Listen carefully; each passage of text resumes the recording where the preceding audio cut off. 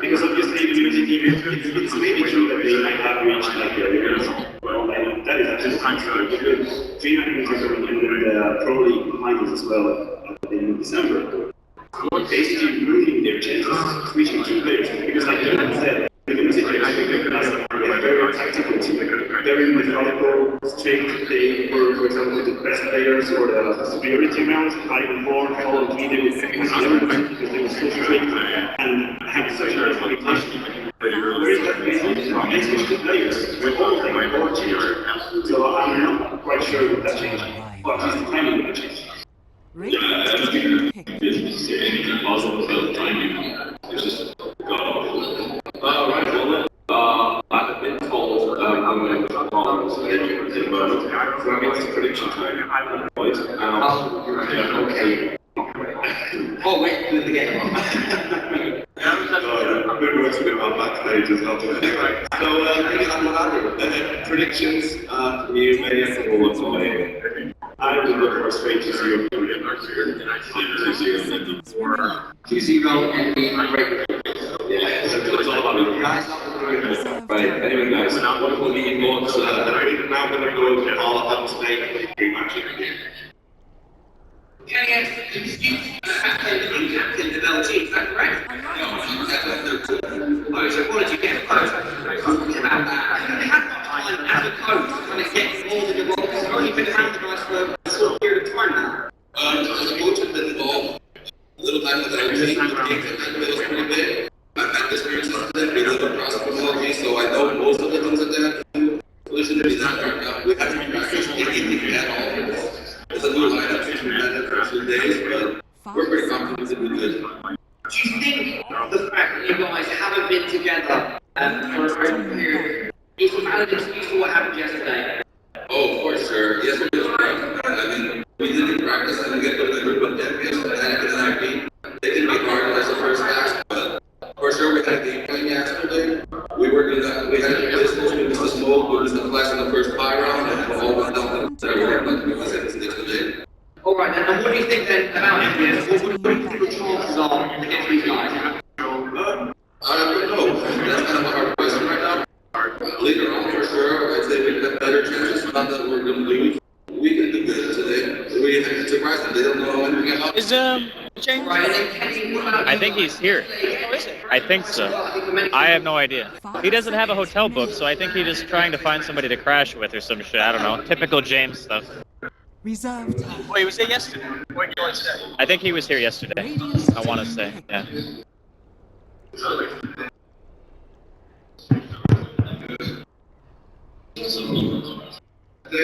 Alright, well, Jimmy's not here, so I'm assuming he bailed. What? Jimmy's not here, so I'm assuming he bailed. Oh, yeah.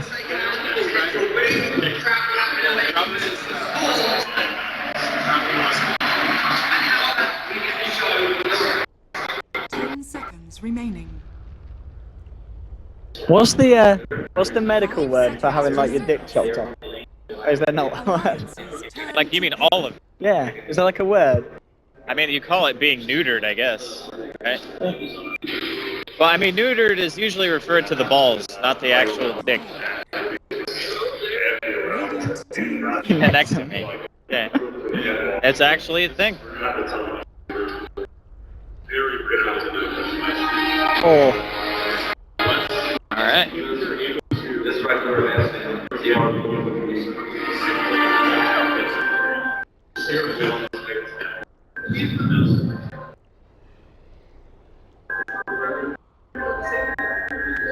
Seconds remaining.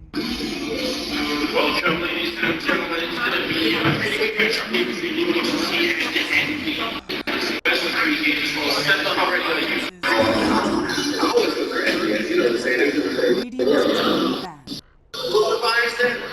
just a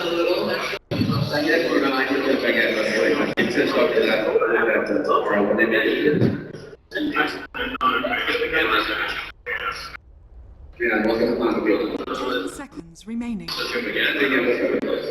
Come on, bro. I know where my friend gets buttered. Alright, well, let's quickly move on to instead, we get to look at the lineup here. Everybody seems to agree it's going to be 2-0 and they should have a match. I can't really go past myself, that's other as well. Yeah, I mean, it seems to be a match that has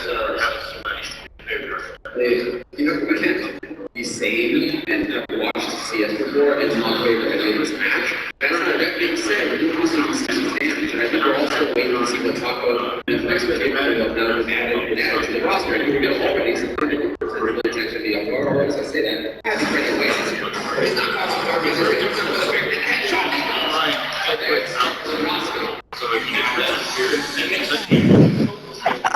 The fuck, dude? What the fuck?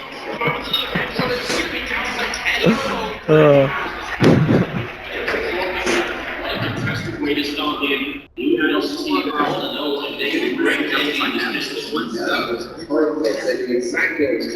all hit their headshots. That's the main thing. If you hit headshots, everything's easy. It's all good. I mean, they're at the top of it, you just moves happy, there's no flank there from happy, and then they're ready for game. It's like a tricky to get you that prediction. It's not, right? It's not like I said that all the time. I mean, it's shots, you can do whatever you want.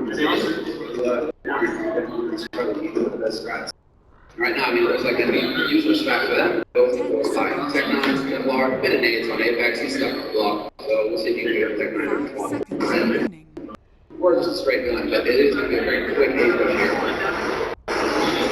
Over the top there, it's a little bit too late to call and watch the game. However, you go down, all is there, and one of the double as well. So it's classic style for them really is now 2 versus 2, even though our health is somewhat low here, Taco's still doing quite well. So they can find a way to do what they can always do. This is so sexy, this is really stacked up. Yeah, no, I think Taco, he's going to run right into that F4 that Happy's picked up, then now Paul's in a very deep dark places. He's only got 12 HP, he's in 1v2, his opponents are armed now. It's going to take like that. Gosh, you're actually going to get this done. He's going to get that flash out there, but it's going to be completely ineffective. No face, both players are heavy, and true heavy style. They're going right back into it in the second round. It's unreal. I mean, this is losing. They're going right back into the game. And what's so interesting as well is Seconds remaining. a little bit less because I'm actually going to middle deck over into the game.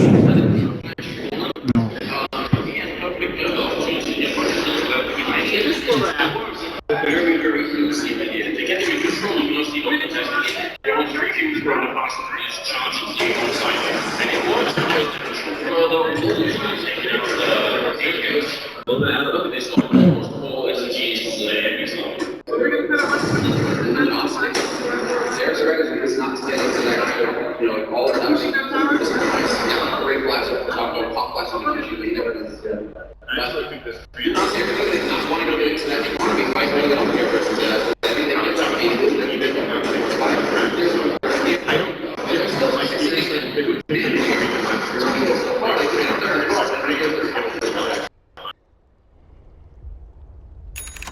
So sometimes which means you should have like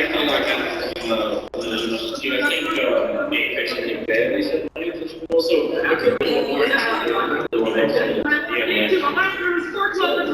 turning the tables really quickly and this point, at least we can catch it all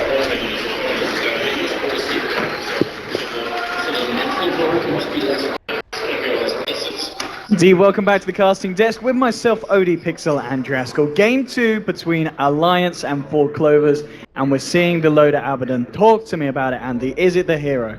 I mean, I like the hero.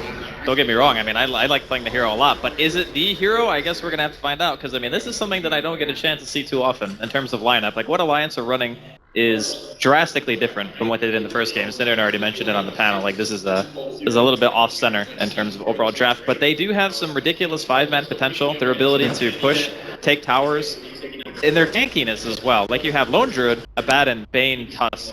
These are 4 durable heroes, and Lepricon obviously is going to build into a tank on top of that. So this 4CL lineup who are meant to run at you, like, you're running into a lineup of maybe 4 of the tankiest early game heroes that you could possibly put together. So for me, I'm just curious to see how it works out. This is going to be a very, very interesting game between these two sides, and a lot on the line for them here. 4 Clovers looking to take this through and getting themselves into the upper stages. Obviously, Lions, if they do drop this game, they will have a second chance here at this tournament, as they will, of course, play up against the losers of OG versus Empire, which will be the series coming up after this one. Here we go as we get this game underway. And I mean, as well, talking about the picks of Alliance, S4 Leshrac. We did see the hero come out a few times at the major. Notable performances, of course. CTY for eHome had a fantastic game on.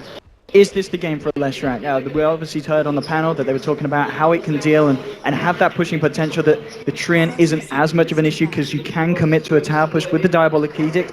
Is it going to be enough, though, against 4 Clovers? That is all very true. Like, what Cinnamon brought up in the 5-man potential is a great point. Usually when you're playing against Tree, you want to just go as 5. Just kill the tower and 1 push. That's the most important thing, because that way the Tree armor is never going to be able to heal it back up. But I think that 4CL has picked this for more of a lane-dominant type of hero, because if you look at Alliance right now, they have Baden farming, and then they have a Tusk, which are 2 melee heroes. So Tree is actually fairly good at bullying those types of heroes in the early game. So I'm looking to EGM to actually have some lane presence here and try to act as more of like a, what a Night Stalker would do, even though they have the hero on their team as well.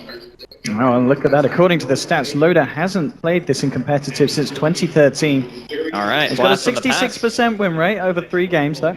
So he's won 2 out of 3? 2 out of 3 ain't bad. That's not bad. And that's all you got to win a best of 3. So we'll see if that transfers here into this series. Mid lane, the matchup. You're going to have Pycat on this Wind Ranger up against S4's Lesh. And Saxa on the Wyvern once again. Ake on the Bane. We know Ake's Bane is strong, but we also know from game 1 that Saxa, he knows what he's doing on this Wyvern. I think it's probably his best hero, actually, of everything that I've seen him play. And I mean, he plays a lot of really good heroes. Doesn't really have to be Wyvern, but to get this 2 games in a row, I think 4CL are going to be happy with it. Stun going to miss here. Close call, though. Saxa could have been in trouble if that landed. And worth noting as well is pretty much exactly what the panel and PPD were talking about. The fact that they're leaving Bulldog in the safe lane, giving him priority in terms of farm. Nuts is going to be around there as well. And they're going to put Loda up against EGM and Nico on this Slardar Treant Protector combination. Looks like Ake's going to head his attention down there and provide Loda with a bit more, but kind of support in this lane. He's actually even opted to skill level 1 Curse, which you don't see too much. Typically it's shield, just so you can run into top lane. Bambo's actually been trapped up in the shards here. Nutsy's got a snowball as well. This could be your first blood. 1 more touch should do it, and he'll get it. Nuts there, securing the first blood for Alliance and punishing Bambo on his offlane Night Stalker. So the one thing, if you look at the way the 4CL are rotating now, they actually have 3 heroes bottom because of how hard Alliance's lane is to actually zone out. So they need both supports down here to ensure that Eagle can actually get some farm. And a lot of the times, we don't see position 1 Slardar anymore. Okay, that was close. He lost vision for a second there, I think. That was a level 2 power shot, so I think that would have done it if it connected. Top lane again, we're seeing more action as they're moving in onto Bambo, forcing him back. And Bambo's got to be very careful in this lane. We've already seen how potent Nuts can be just on his own. You throw in an involvement from the lone druid and suddenly a lot of trouble going down mid lane. Pycat able to get himself away. Only level 1 at the moment in this lightning storm, so wouldn't have been enough damage here from S4 to get the kill. The CS-wise in the mid lane, 8 for 3, 8 for 2, fairly even between these 2 heroes. Yeah, it's close. I think S4 said he still likes to go the Lightning Storm build, so maybe he won't get Edict super early, and will just try to farm up, get himself a little bit tankier, and then get Edict a little bit later on. But I think the 5-man is going to be crazy hard for 4CL to stop. They do have Power Shot, though, and they have Splinter Blast, one of the better deep pushing abilities. Top lane again, moving in onto Bambo. He's in a lot of trouble. Another kill for Alliance. And in the lane that it counts as well, any involvement they can get from Bulldog, the fact that he's getting that extra bit of gold and getting that momentum that he needs on the lone druid, and it's got to be something that 4 Clovers should be very, very aware of and potentially going to be planning to do something about as the game goes on. Very similar to last game, where I was talking about how I didn't really see many places for the Spirit Breaker to get a whole lot of work done. It could be a very similar game for Bambo here in game number 2 for 4CL. Bottom lane, equip. 12 for 4 at the moment compared to the 7 for 1, so still having the slight edge here on this safe lane. So the backup of course, both supports at the moment, both EGM and Sax are sticking around in the wings. And this is going to be something that's going to be pretty key as well. Niqua's Blink Dagger timing. If they can get that and they can start jumping into the fights that Alliance might be looking for, get level 6 on the Wyvern, get Sax in with a Winter's Curse, and they have got the potential to hold and to try and turn around the pushes when they come through from Alliance in the mid game. I mean, I love the Blink Dagger on Slardar just as much as anyone, but do you really want to blink into that team? Like, do you want to blink into Tusk, Bane, Abaddon? Like, that is a really scary team to go into. Loda, though, could be in some trouble here, bottom. Yeah, they're moving forward. They've got the Arctic Blast, so there's your Crush as well. Loda getting body blocked off by Nikwa. He's actually got the sprint, but it doesn't matter. They should still be able to find this one, and they do. EGM takes down his old boss. All mid as well. I might see something go on here. Here's the snowball from Nuts. We saw what he's able to do. Top of the shackle will be there. Power shot as well, Nuts. Joe just going a little bit too over-aggressive, and Pikeout will punish that and says thanks for the free kill. I think he would have not been able to get that regardless. Tree Armor came in from EGM at a really good time, so he went to try to make a little bit of space. Didn't work out, but he has actually gotten 2 kills so far for his team, so not too bad to give one away. If Ake can get in here with the Nightmare, I think Pikeout maybe aware that something is going on. He's playing it safe. They do, of course, yeah, look at this ward here in the mid lane. It's just going to spot out. Ake knows exactly what the Bane's up to, so he's not going to give himself up for that one.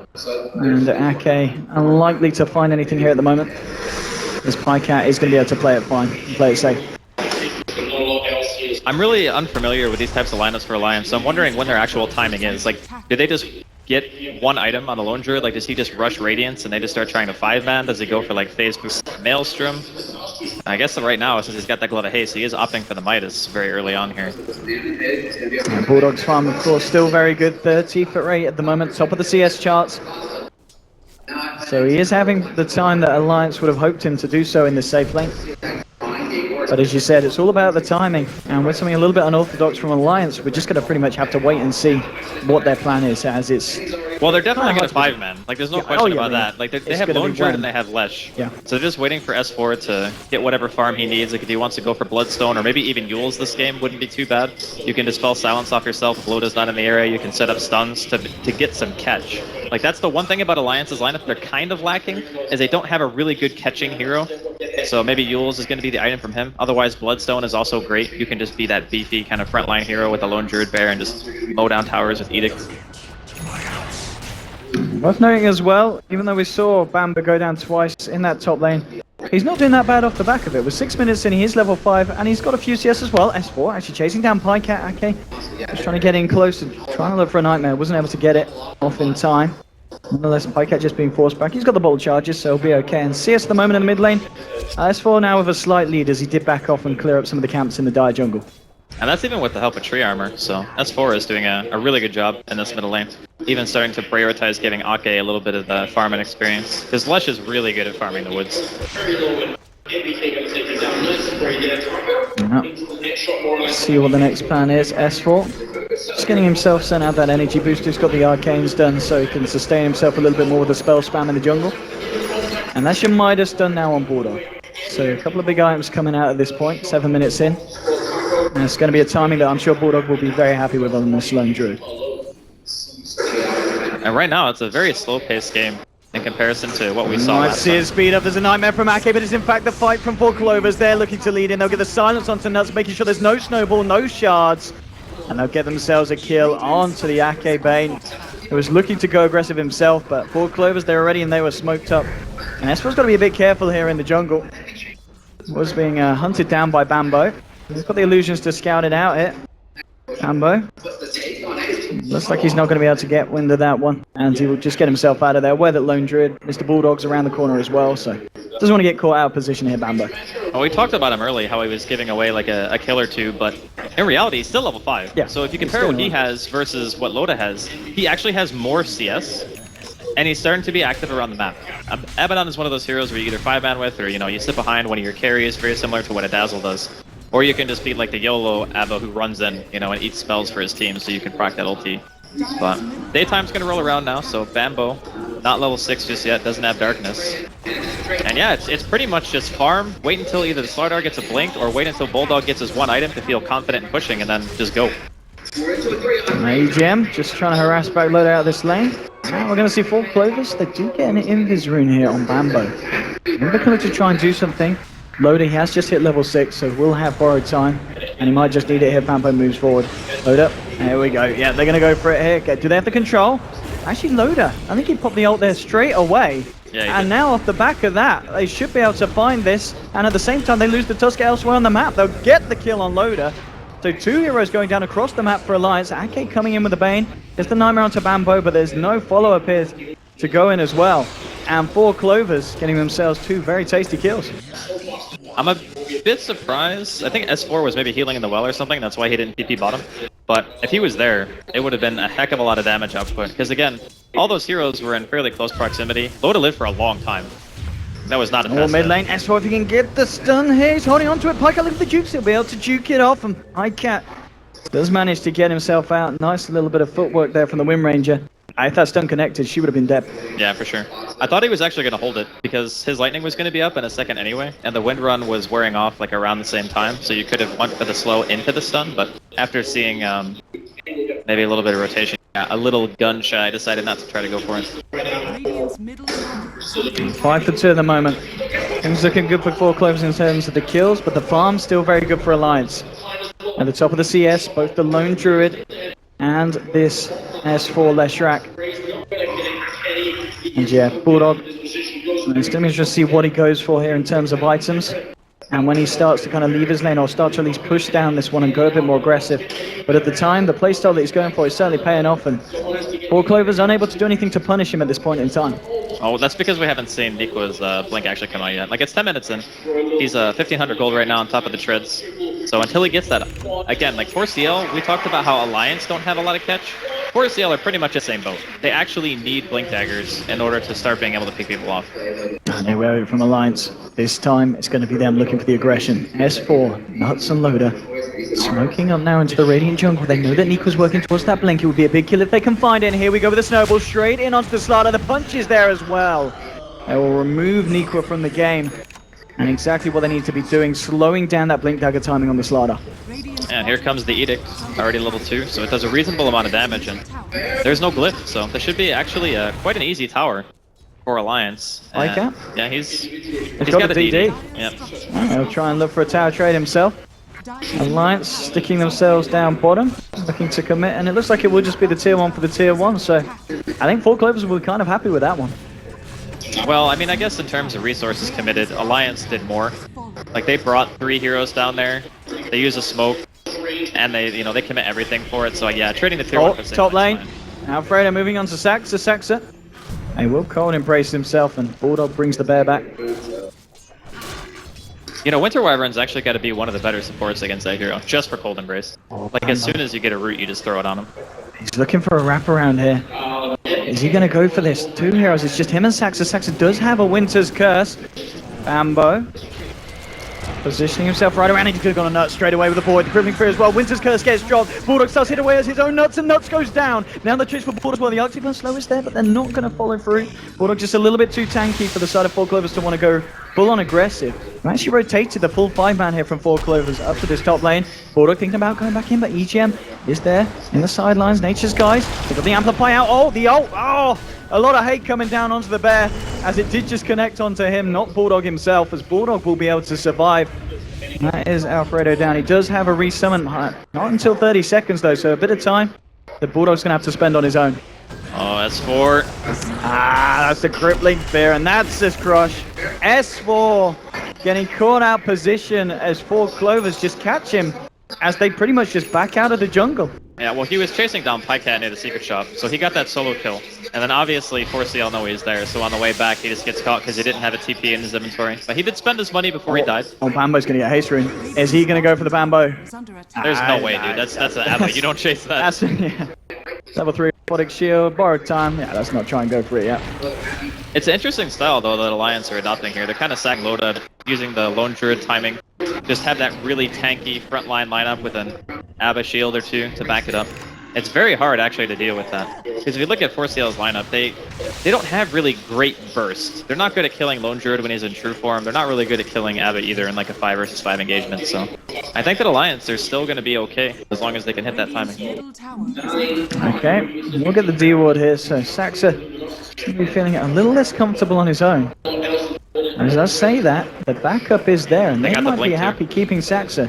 The D will comes out, so Alliance think that Saxa's on his own, but they're actually going to find more. Can they get themselves on top of the fight? The crush from Nico catching on to 3, the power shot as well, flies from the wall. The Winter's Curse onto S4. S4, will he go down? Yes, he does. Let's track to fall. They do get EGM here on the tree of protection. Maybe Alliance can turn this. Being trip onto Bambo. They'll take down the Night Stalker. Nico goes back in with the crush again. They found 3 on Alliance. Can Loda get more? He's used the borrowed time hit, trying to chase Nico, but Nico's got the sprint to get himself away. Saxa with the Splinter Blast. Pycat has had the Nightmare removed from Saxa, and he'll get himself a triple kill.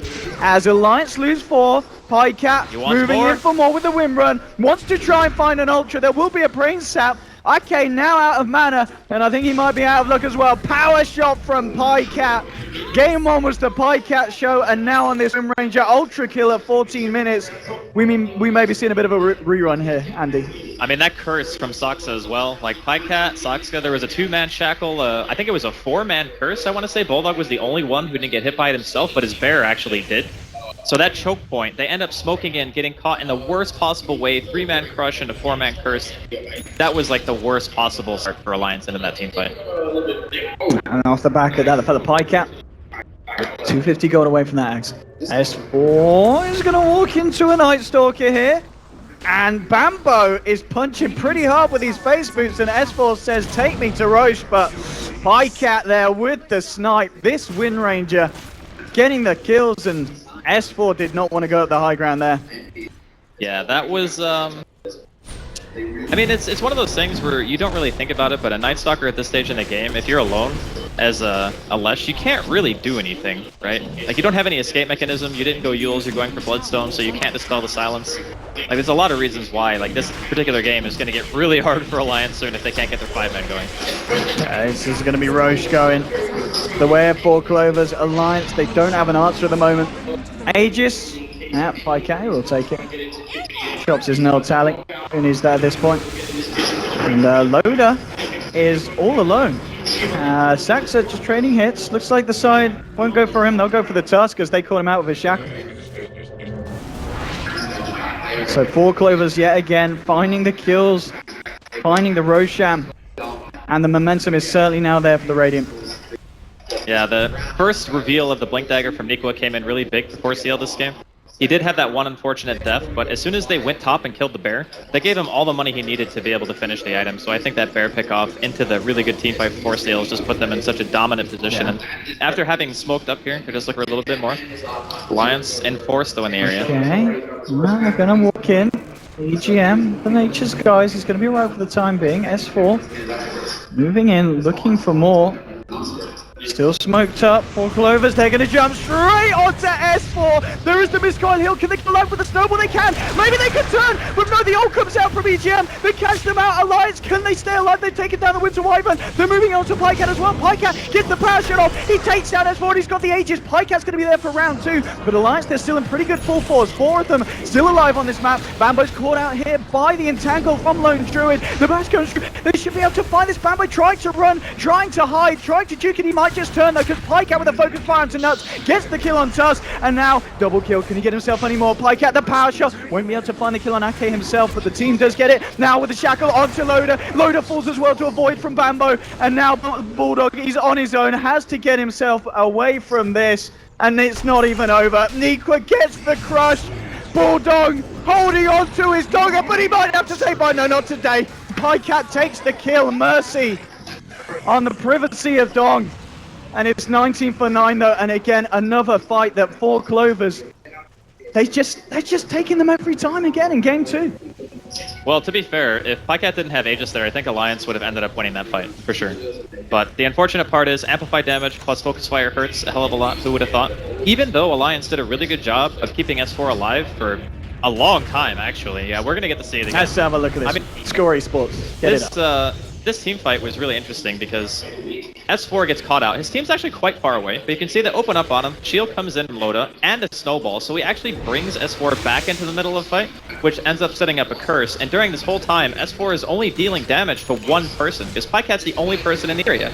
Nico gets time to reset his crush, goes back in, hits 3 heroes, Aegis eventually gets popped, and at this point, Alliance are pretty much out of gas. They got no Leshrac left, so their damage output is pretty much nil, and the rest of them kind of just have to run it off. I mean, we're going to see the silence onto the bear as well. That was pretty clutch from Bambo, and an invis from EGM, which pretty much allows them both to kind of walk away with the increased movement speed. But this whole fight was just because of Aegis. Like, if Pycat trades his own life for S4, I think that they actually end up winning that.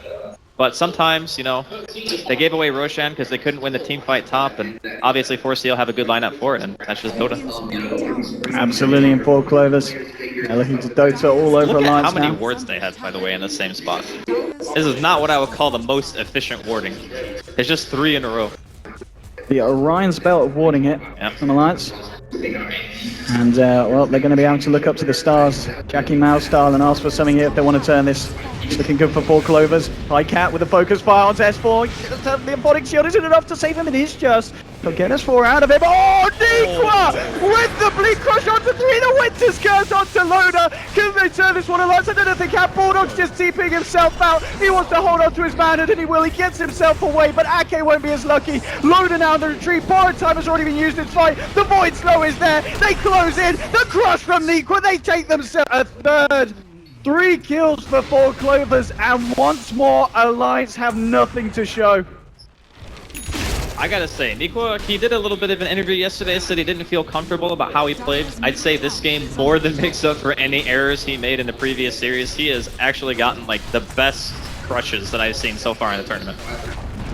He's hitting like 3 heroes on average. Like, who does that? Who actually hits that many heroes every single time you go in for a Blink initiation? Alliance, I mean, they're going to need something big here, Andy.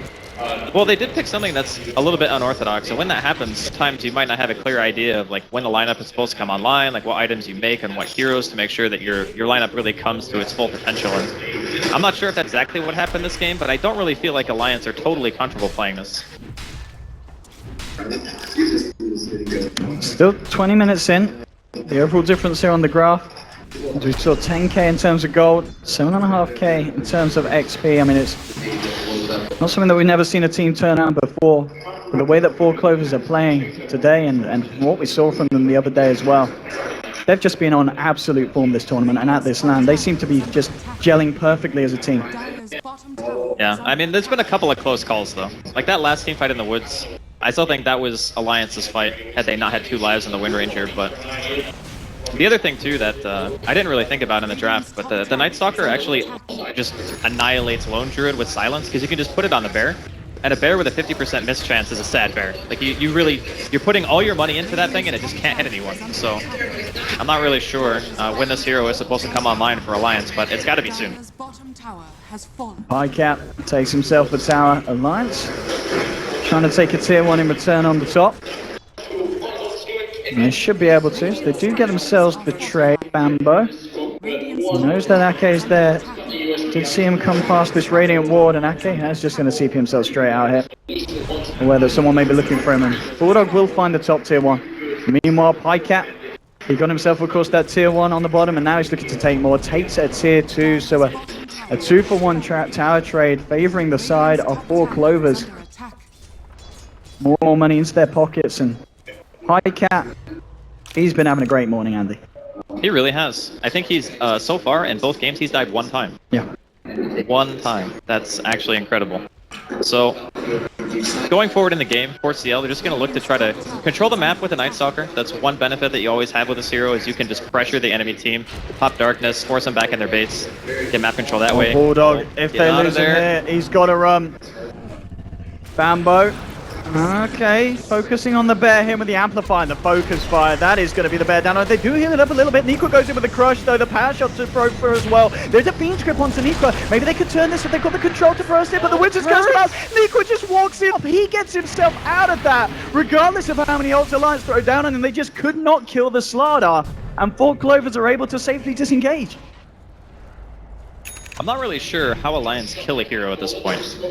Like, you're hoping for an Entangle, a Fiend's Grip, or like a good stun combination, I suppose, in order to kill. But S4 is not really tanky enough to lose the team fights. Just having a Bloodstone at 23 minutes when the Wind Ranger has Desolator, Ags, Blink, that's not enough. Like, you're actually just going to die in a Focus Fire, regardless of whether or not the Abaddon puts a shield on you. And that's also something, like, harkening back to what the panel said, Peter's like, just pick damage. don't really have to pick like a ton of single target disables. Just pick straight up damage and kill the hero you want to kill. He will not be able to heal through the damage, and that's kind of the way that Pycat's making this Wind Ranger right now. EGM, oh, he's actually been pinged out here. They do know he's around. They're actually they're just running away from EGM. Aware that there may be more heroes Nature's guised up on the side of 4 Clovers. It's not the case, but they don't want to take any risks like that at the moment, Alliance.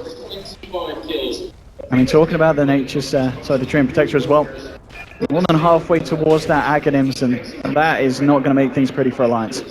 Yeah, this is getting to a stage in the game where Alliance are going to have to go for some crazy smoke play, or maybe hope that 4C&L overextend.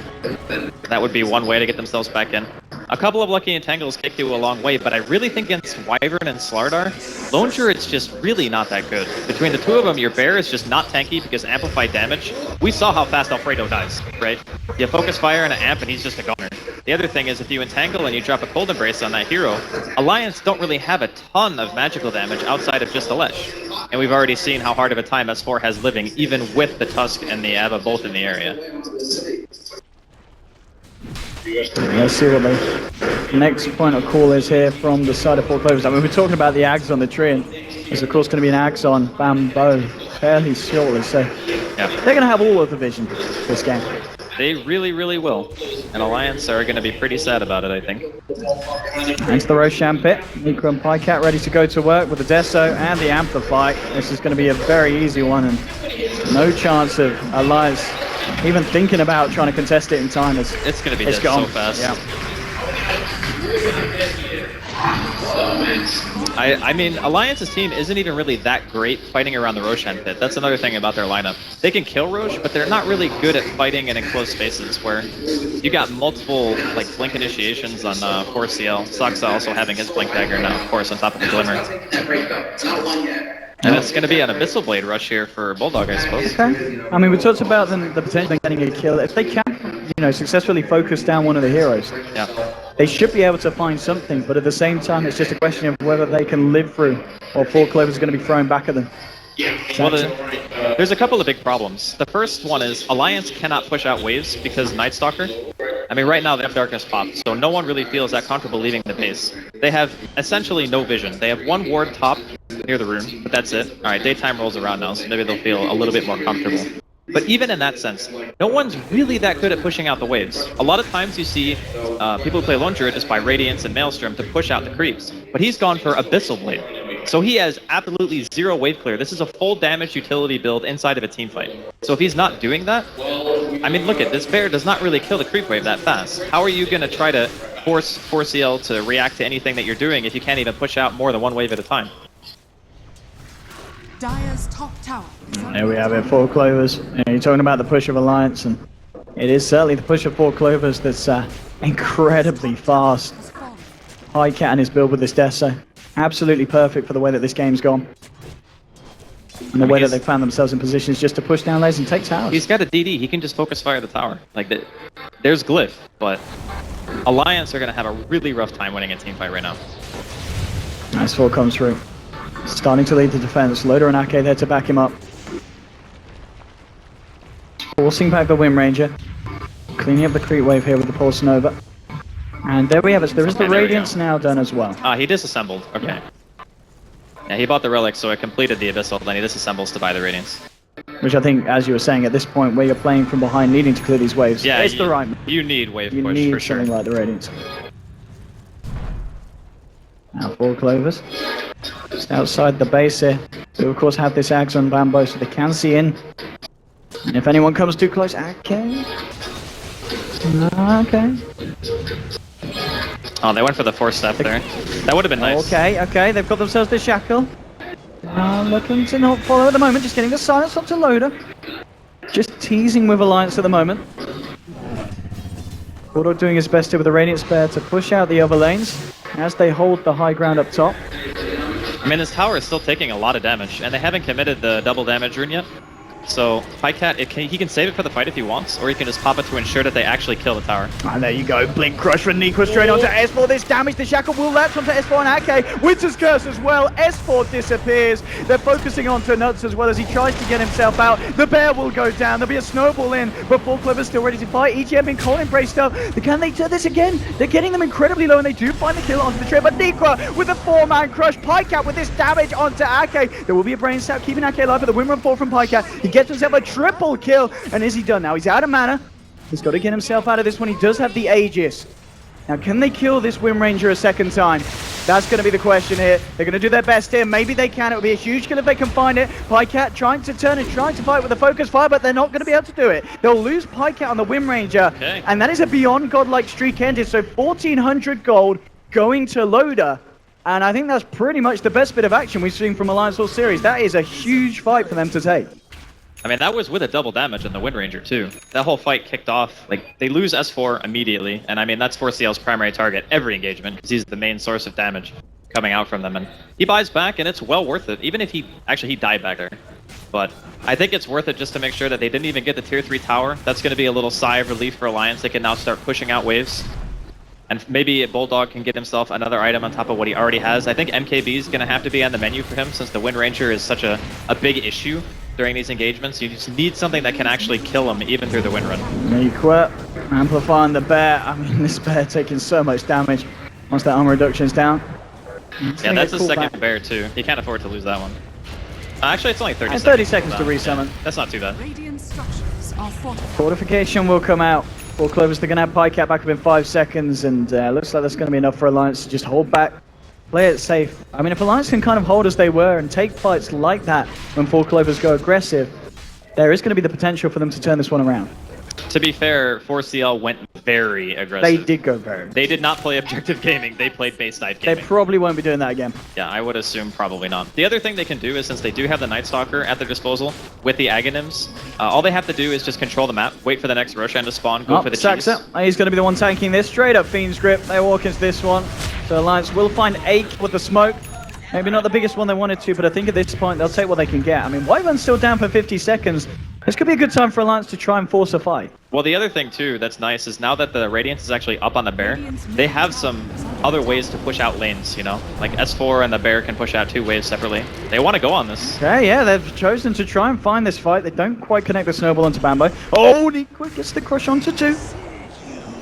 Looks like 4Clovers are the ones here that have got to get themselves out the shards. Oh, they're going to block them in here. The bear will get taken down. There is a resummon available. And here we go. Alliance trying for the fight. Moving in with the bear. Going on to Bambo. They'll get the entangle. Bambo in trouble. He will go down. EGM stuck in the tree line, but the radius burn is burning him down. And he'll get the kill. Alliance taking down 3 over the course of that last minute. The Wyvern was already dead, of course, but taking 2 down on top as well. And Alliance showing that they can still take these fights when 4Clovers are a man down. Those shards were actually, like, amazing. Yeah. Like, trapping all 3 heroes in that enclosed space, knowing that Bulldog has a resummon at that point. Came off cooldown after pushing the tier 1 mid, so 4CL getting a little bit sloppy here, losing a lot. They already gave away 1 gem. Did they have the other one still on the courier? Alright, maybe they lost them both. If they lost both gems, then that's a huge issue. Yeah, they did. Okay, so they just lost 2 gems. One pushing top, and the one where they just fought inside of the woods there. So there is no more dewarding potential coming out unless they want to invest back into sentries, and that's a really nice thing for Alliance. They get 2 towers off that. They get high priority kills. I'd say they're almost back in this game. Absolutely, and this is a kind of position that we see Alliance play from. You know, if they don't have the great start, and if they just win a couple of fights, there seems to be something about the team's kind of synergy where they just get this momentum going, and they know exactly what to do with it. We saw them obviously take the 2 towers down the mid lane. They get a pick off. They take themselves a team fight. And as we can see on the graph, it is really starting to turn around back towards the favor of Alliance. They pretty much got to say, I mean, taking 1 more team fight should do it. But 4Clovers, they're still obviously in the favored position at this point. And they're going to actually smoke up and look for a fight themselves here. This is 2 fresh BKBs on 4CL, by the way. 10-second BKB on the Slardar, 10-second BKB on Pycat. This is a very strong power spike for 4CL. So even though Alliance won the last 2 fights, it's very hard to take fights when your primary damage dealer is Lesh, and there's 2 10-second BKBs. So they need to try to, like, bait 4CL into fighting them inside of the base, similar to what they did when Pycat had Aegis. Try to make them get overconfident and dive you. That's how you win that fight. And also hope you have buybacks. Well, we saw there 4 Clovers. They don't find anything with the smoke. S4 looking for a bit of a bait hit. Everyone else were hanging behind, ready to initiate with the snowball if anyone jumped, but it wasn't going to be the case. And Bulldog just trying to work towards that assault cuirass now for his bear. That's the Hyperstone. And Roshan, it's going to be up any second. And this could be the next big point. We've seen 4 Clovers, when they get that Aegis onto Pycat, they go very aggressive. And, well, we saw them take the first fight. The second fight was when they went a little bit too ham and dove.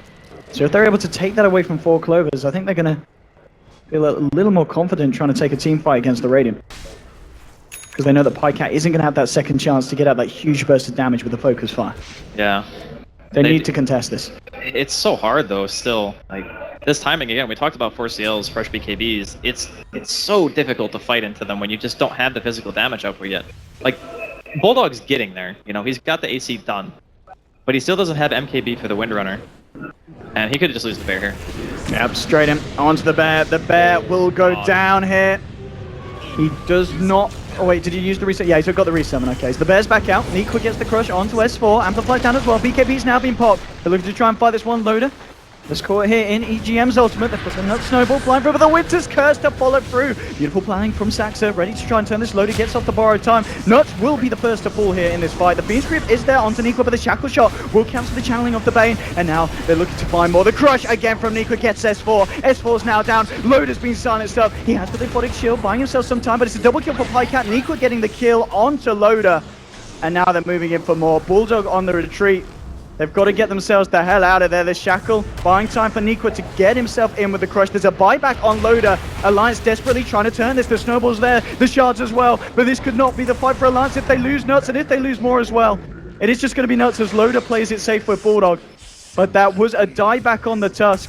They forced out the buyback from Loader, who was unable to do anything on the Abaddon. And now, with the side of 4 Clovers, they'll just back up and take Roche. As you said, it was not going to be an easy fight for Alliance, and it was exactly that, Andy. Well, they just showed their priority in the team fight. If you watch what happened, obviously Bulldog loses his first bear. 4CL realized, okay, this is the only physical damage threat on Alliance's team, is the bear. So Saxa curses it when they respawn. They amp it, they kill it right away. At that point, Bulldog has like over 10,000 net worth on something that doesn't even exist. It's just dead. No bear means no team fight win for Alliance. S4 could not deal enough damage with his entire mana bar to kill any of the heroes on 4CL. Because nobody else does damage. They just don't have any DPS if Alfredo's dead. Code remains. This is looking very good once again for 4 Clovers, 30-14. As we saw there, the little swing that Alliance managed to bring back round in the graph has pretty much been negated as it heads back to the lead that 4 Clovers did have beforehand. Things coming out in the jungle. They know that this 4 is around. Niqua.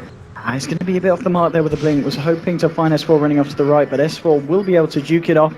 And he has got the TP. Will get himself out safely. Ambo, ready to look for more. Bulldog and Ake in the mid lane. Ambo leading forward here. Gets the Void on the bear, the Crippling Fear. They just want to try and take down this bear. The focus fire from Pycat. Is it going to be enough? No, it's not this time. Alliance will be able to keep Alfredo alive. The 4 Clovers. It's like they might try and go for the high ground push. They know that these buybacks are going to be on cooldown for both Loader and Nuts. They can kill Loader once more. They may be able to just finish this one. And take the tier 2-0. Pycat, he finds the top tier 3. But I think what we're seeing from 4 Clovers, and what we've seen pretty much from their performance over the last 2 days, these guys, they've learned to be quite disciplined, haven't they? Yeah, they've actually upped their game quite a bit. I'm very impressed with how they don't go for the YOLO plays quite as much. When you have players like Sexy Bambo on your team, EGM, even Pycat can get a little over-aggressive from time to time. It's very like refreshing to see them rein it in, you know, not going for the crazy stuff. We saw a tiny glimpse of it when they were diving Alliance, but I think they were just overconfident because they had Aegis and double damage. So, I mean, I can kind of understand where they're coming from in that regard, but for now, they're just holding Alliance inside of their base. They know that no one really has a whole heck of a lot of money on the side of Dire, and in fact, no one can even buy back. Like, not a single person on Alliance has the money for it right now. And just controlling the lanes here. Pycat will move in. Starts to go for a bit of damage here onto the tier 3. Links himself out. And it's just going to be pretty much the slow siege here from 4 Clovers. We're yet to see them go fully ham. They do have that Aegis on Pycat, so they do have potential to try and do so. But they won't, as we were saying, want to go as ham as they did on that push on the top lane. There's a Nightmare onto Nikwa. Very nicely taken off by Pycat, so Nikwa can juke out the stun. And now the Shackle latches onto S4. They'll try and move forward, but the Aphotic Shield will remove that. And 4 Clovers just keeping the force inside the base. S4 trying to move in with the Pulse Nova. Pycat, he's been infiltrated up, but he's still doing a hefty bit of damage here with this right click. Tier 3 now, sitting at less than half health. Nikwa gets the crush onto the bear. Can they take down this bear? No, bear will get forced back. The stun now connecting onto Nikwa. Nuts going forward with the Warrior's Punch, but Nikwa gets healed up. He's back up to full health, and now with the Winter's Curse onto S4. They're trying to fight. Alliance actually moving straight forward. The BKB is coming out on Nikwa. He gets the crush out onto S4. Bambo looking to focus the bear with Pycat's focus fire, and they do. They take down the bear. They take down S4. The damage from Pycat's win range is too much. They will lose Saxa on the side of 4 Clovers. The bear's now being resummoned by the Shackle. It latches onto the bear, and Ake crush from Nikwa catches out 3. They've lost Bambo though, and now with the buyback from S4, they're looking to turn this one. Pycat gets BKB the blink out just in time. Will retreat off to the left. EGM might not be as lucky. Hiding in the tree line here. S4 is chasing him down with Loda, Bulldog, and Ake. EGM. Oh. Radiant's bottom tower. Yeah, they've got the vision. Yeah, They've got him. Okay, so again, Alliance are able to take these fights where 4 Clovers are starting to seem to struggle a bit when it comes to breaking the high ground. There was a couple of small mistakes there that 4C&L made. First and foremost, Saxa, very uncharacteristic, cursing the wrong target. Like, Pycat was focus firing the bear, and Saxa cursed the person next to the bear instead of the bear itself, which means you take the less damage, right? So his focus fire was kind of wasted. At that point, 15 seconds doesn't sound like a long time, but in these team fights where damage can be dealt very quickly, 15 seconds is an eternity. So he didn't really have it up to kill the bear fast enough. And by the time the second bear was out, it just didn't matter. Bulldog, he's been found out. Nikwa and Pycat. Pycat will take the kill, chat, so calm down. S4, now he wants to try and find something in revenge. He's got the Yule step here onto Nikwa. Nikwa, he's got the BKB, and BKB will come out. Turns around, pops down the Amplify. Amplifies himself there because the Lotus Orb was dropped onto S4 by Loader. And looks like that's going to be the end of that fight. 4C&L still firmly holding lead over this game, and we haven't talked about it much because, I mean, it's a tree, and a lot of times there's not really much to say. But EGM having the Aghanims for a little while now means that he can start placing those eyes in the forest everywhere. Keeping the lanes pushed out makes it that much harder for Alliance to really get themselves back into this game. As a late game support, Treant is one of the best in the business for that kind of thing. You just de-push by yourself. Like, you don't even need your team to leave a single lane. You can just do everything on your own. There we go. Pycat takes down the ranged racks with incredible ease. Focus Fire is going to be back up in 8 seconds. And he can look to try into their melee. They've still got 20 seconds without Bulldog here, Alliance. 4 Clovers still trying to keep themselves as safe as possible. Making sure that a repeat doesn't happen of what has the last couple of times when they've tried to break the base. I gotta say, Alliance has done a pretty phenomenal job at minimizing the losses, considering 4C&L has had a decent lead this entire game, more or less. Pycat, oh, S4. S4, he's a little bit far out. Will Yules himself up here. Could still be in trouble. The crush is out. S4 just melts to the damage of Pycat. Nuts has come rolling in. They will get the entangle onto Saxa, but there's the Ogre coming out from EGM. Winter's Curse holding Bulldog in place as the bear. It's gone rabid. It starts to eat away as its owner. Bulldog has to get himself back up, but the focus fires too much. Double kill for Pycat on this Wind Ranger. Nuts on the retreat, gets the snowball out, but Pycat with the BKB ready to continue to fight. Goes out with the Shackle. It connects. They'll find Nuts. They'll find Loader, and they'll get Ake as well. Triple kill for Pycat. GG well played is called.